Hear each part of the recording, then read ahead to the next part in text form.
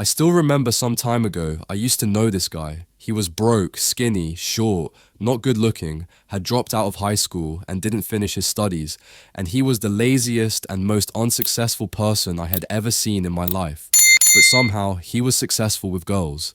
He was always going out with a new girl, and whenever I asked him how he did it, or whenever I talked to him and tried to analyze his personality, I discovered that he was extremely toxic, narcissistic, and manipulative, among other things. Of course, he was a failure when it came to long-term relationships, but he could always make girls obsessed with him. When I started studying psychology and went deeper into the psychology of women and started thinking about how he used to talk to girls and how he treated them, I was able to understand his secret. There was a strategy he was using unconsciously because of the toxic traits he had, which made girls get attached to him. So before I tell you what this strategy is and how to use it, I have two conditions for you. The first condition is that this technique is simple and dangerous, but don't overuse it. And don't use it for evil, please. Yes, maybe you can use it at first with a girl to get her obsessed, but it's not a long-term relationship strategy. The second condition, if you are a stalker or have a mental issue, please don't watch this video. And I am not responsible for how you're going to use what I'm going to explain to you. This strategy is called the emotional debt loop. It's based on a principle that goes like this. Make her feel like she owes you an emotional response, but never let her pay it back. Don't worry, I'm going to explain how to do this step by step, but please listen carefully because I'm about to explain to you one of the most important ways your brain operates. If you give someone a moment that feels emotionally charged, then deny them the chance to respond to it properly, they don't forget it. They loop. And what makes the emotional debt loop so powerful is that the person you trap inside it believes it's their fault. They think they missed the moment. They should have said something more. They could have connected deeper, but didn't. Now they walk away feeling off because they think they failed you emotionally. Even if you didn't ask them for anything, you didn't give her a problem to solve. You gave her a feeling she couldn't resolve. You're creating an emotional imbalance that she'll want to fix and won't be able to because you won't let her. That's the loop, and that loop is what makes people obsess. This is the reason why people replay arguments in the shower, why they remember the one that got away, why they still think about someone who made them feel exposed, uncertain, and never gave them closure. Because the debt wasn't paid. You don't need to be intense or dramatic or toxic. In fact, this strategy works best when you're calm, chill, like you weren't even aware you were creating a moment. The more casually you drop it, the more she feels like she missed something important. And since you don't react emotionally, she assumes the moment meant more to her than to you. Now she feels weak. She feels underconnected. She feels like she didn't give enough when she had the chance. And now her mind needs resolution. It needs to do better next time. It needs to redeem itself emotionally. That's the psychological engine behind obsession. The loop is about making her feel like she let something slip and that it might be too late to get it back. So now she leans in harder. She invests more because she's chasing the version of herself that she didn't fully give to you. And you don't let her give it. You stay one emotional step ahead. Every time she thinks she's about to break through to something real with you, you vanish, you deflect, you shift, you smile like it was nothing. So she never gets the moment she's trying to earn. And that's why she stays hooked, because the loop doesn't end. And every time she tries to close it, you create a new one. And that's why I told you at the beginning of the video that the first time I discovered this strategy, it was from someone extremely toxic. So please, I'm not Jesus to tell you what to do. And I don't care how you choose to use it, but please don't use it for evil. By the way, I wrote an ebook specifically about this type of manipulation strategy that I can't talk about on YouTube because it goes against the platform's policy. I'll leave the link in the first comment. So, how do you use this strategy and how do you apply it? There are 3 steps and I'm going to explain them to you in detail, and by the end of the video you'll walk away knowing exactly how to apply it without any effort. Step 1. Give her a moment she doesn't deserve and act like it meant nothing to you. Here's what this means in practice. You drop something emotionally charged, not too deep, just slightly personal, slightly meaningful, and completely unearned. She didn't ask for it. She didn't deserve that level of access, but you give it anyway, like it slipped out of you naturally, as if you weren't guarding anything. The key is that it feels real. Not heavy, not dramatic, just slightly out of place for how early or casual the interaction is. For example, you're both sitting in a coffee shop joking about something dumb, and you suddenly say, "I hate how people only reach out when they need something. It's made me cut off people I used to love." Or, "I don't really trust people who smile all the time. They usually have something to hide." Then you sip your coffee, change the subject like it didn't matter. No dramatic pause, no sad look. You're not playing emotional victim. You're calm, distant, normal. And that's what hooks her because her brain catches it late. It registers as something meaningful, but the moment's already passed. And because you didn't act like it was important, she assumes she missed something that was. This creates a feeling inside her. Guilt, confusion, curiosity, all at once. She starts wondering, wait, did that mean something? Why didn't I say anything? Was that a test? Did I miss a deeper version of him? She now feels like she didn't meet you at the emotional level you offered. That's the imbalance. That's the emotional debt. And here's the genius. You weren't being vulnerable. You were setting a trap. You gave her a piece of you too early on purpose just to watch her fumble it. Now the next time you talk, she's more emotionally alert. She's trying to make up for it without realizing why. She's more curious about you. She wants to know more because she feels like she messed up an opportunity to connect. You made her feel like she dropped the ball and then you forgave her silently by not mentioning it. That forgiveness she never asked for, that's the hook. She now sees you as someone she owes a deeper version of herself to. She'll try to offer that version later when you're no longer giving anything back, and that creates a craving she'll try to satisfy, not by asking you for more, but by giving you more over and over again, hoping to rebalance the moment you made her feel she failed.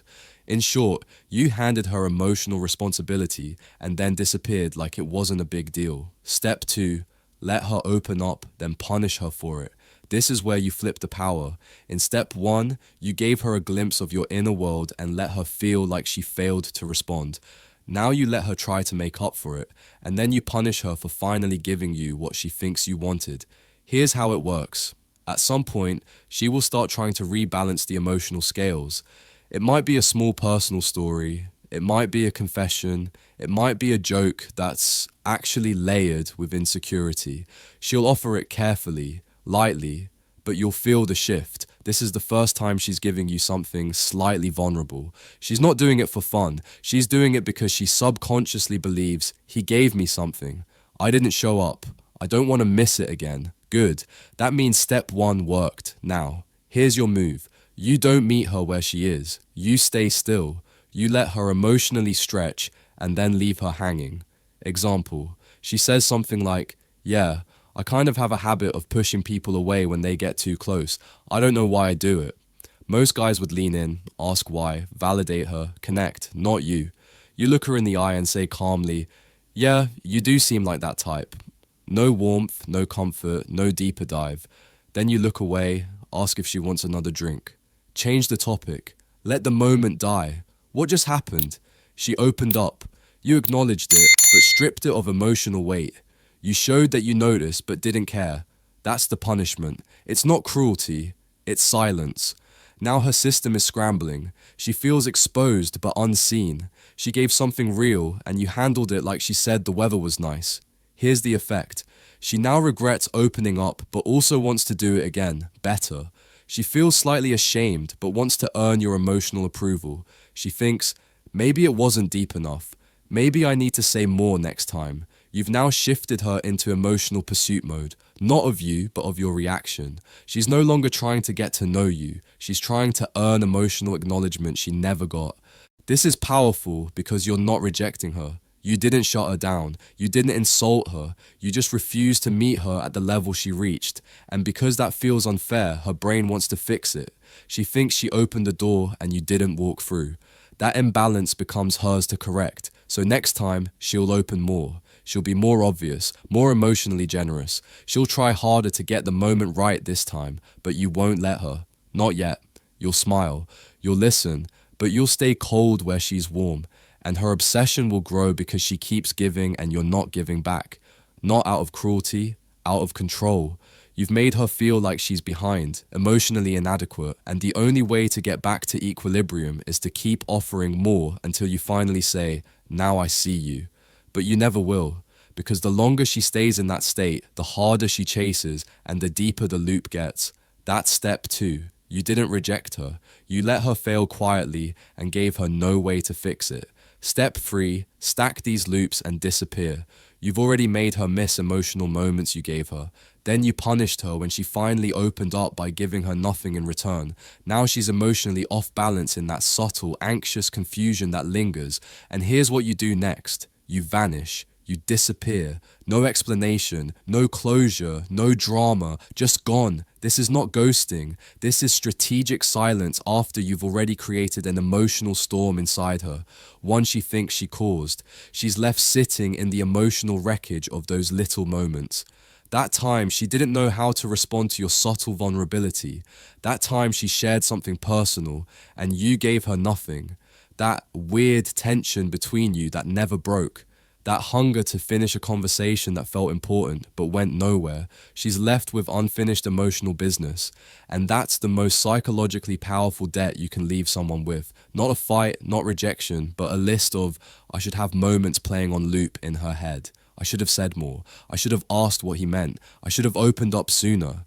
And here's the genius. She doesn't even know if anything was happening. She can't accuse you of anything. You never promised her clarity. You never promised interest. You were just there, mysterious, emotionally deep, slightly distant, and now you're not. So she blames herself. She thinks she read it wrong. She thinks maybe she wasn't enough. She thinks maybe she should have done more when she had the chance. You didn't chase her, but now she's chasing her own reflection in your presence. That slightly better, more open, more emotionally connected version of herself that only came out around you and now doesn't know where to go. She'll start checking your stories. She'll send that "hey" text just to test the waters. She'll try to re-spark the vibe because she misses the unfinished business you left behind in her head. And every time she remembers your silence after her emotional investment, it burns a little deeper. Not because she got rejected, but because she still doesn't know what you were. And her brain is addicted to figuring it out. Stack the loops, disappear, let her chase ghosts, and if you ever come back, she's already prepped, already vulnerable, already obsessed. But this time, when she comes back, if you're looking for a long-term relationship, you shouldn't keep acting this way with her all the time.